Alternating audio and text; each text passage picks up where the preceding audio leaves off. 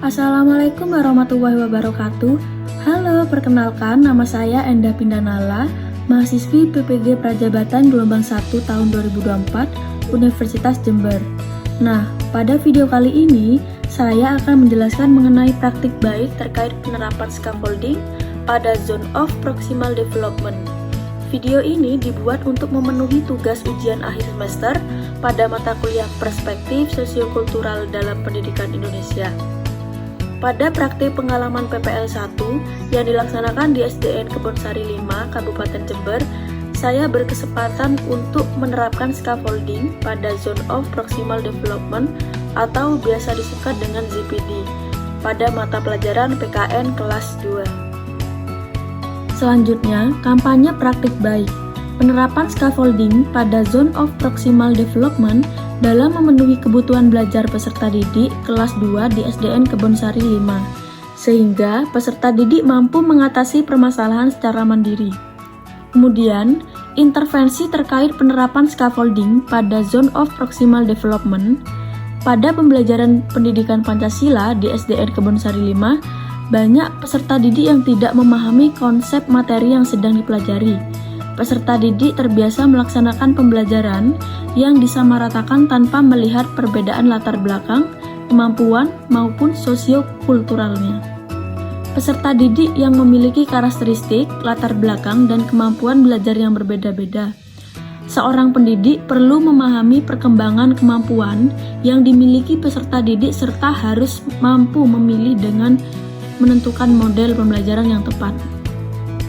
Memperhatikan ZPD peserta didik dengan teman sebaya dan orang dewasa lebih berkompeten perlu membantu anak dengan cara memberikan contoh, umpan balik, menarik kesimpulan, dan sebagainya.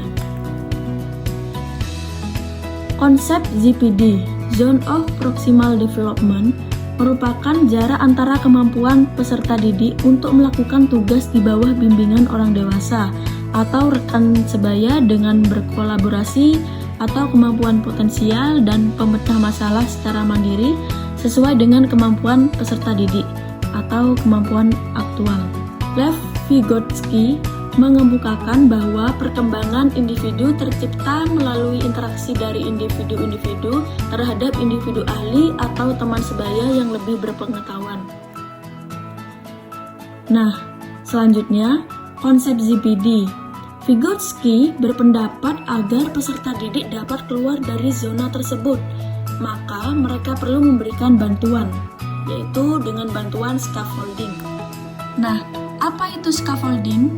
Scaffolding merupakan teknik pembelajaran di mana peserta didik diberikan sejumlah bantuan sesuai dengan potensi kognitif seorang peserta didik, kemudian perlahan-lahan diadakan pengurangan terhadap bantuan tersebut, hingga pada akhirnya peserta didik dapat menunjukkan kemandiriannya yang lebih besar dalam proses pembelajaran. Lalu, bagaimanakah penerapan scaffolding dalam pembelajaran?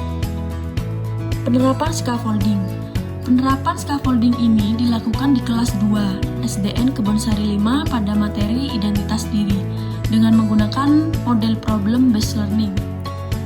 Adapun aktivitas dalam penerapan scaffolding yang dibagi menjadi 5. Yang pertama, pengenalan materi. Memulai pelajaran dengan pengenalan materi dengan cara yang menarik. Memastikan peserta didik memiliki pengalaman dasar terkait materi-materi yang akan dipelajari. Yang kedua, melakukan pengelompokan peserta didik.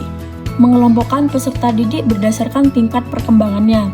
Yang ketiga, contoh kontekstual dalam penyampaian materi. Yang keempat, melakukan bimbingan. Dan yang kelima, melakukan evaluasi. Selanjutnya, kelompok belajar heterogen. Kelompok belajar dikelompokkan secara kooperatif dengan beranggotakan 4-5 orang per kelompok. Pada pengelompokan ini, kelompok dibuat secara heterogen. Tujuannya agar setiap kelompok memiliki peserta didik dengan berbagai tingkat kemampuan, sehingga peserta didik dapat belajar satu sama lain.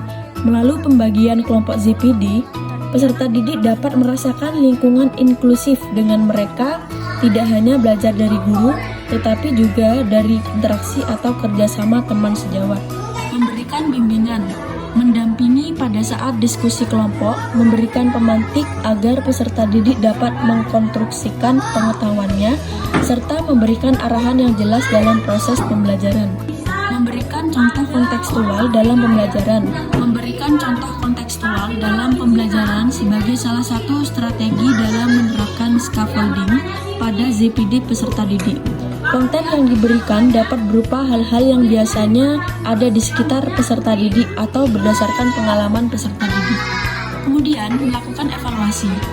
Nah, melakukan evaluasi pembelajaran dengan kegiatan presentasi hasil kerja kelompok sekaligus memberikan ruang dan umpan balik pada peserta didik untuk menyampaikan pemikiran, ide, dan pemahaman mereka secara lebih luas atau mengemukakan pertanyaan atau kebingungan yang mereka miliki terhadap pemahaman materi yang diperoleh.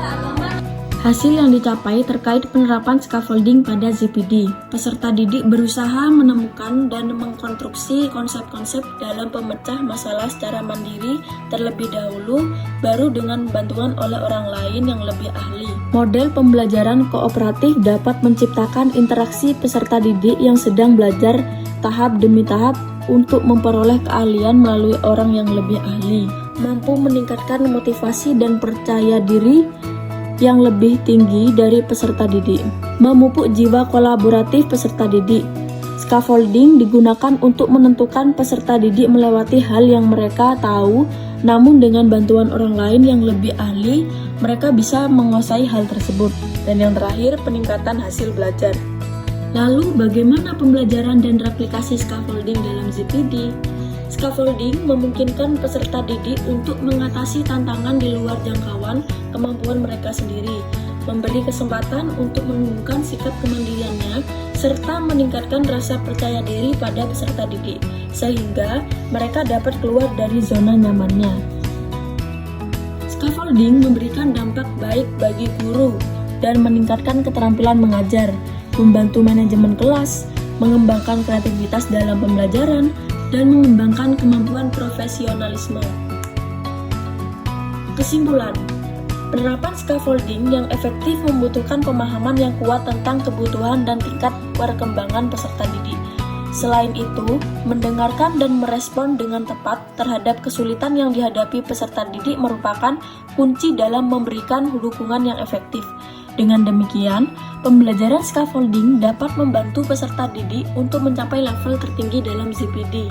Ini adalah hasil dokumentasi selama mengajar di PPL 1. Nah, demikian video kampanye praktik baik ini. Semoga dengan penerapan scaffolding ini dapat memberikan kesempatan peserta didik secara luas dalam perkembangan ZPD melalui proses pembelajaran.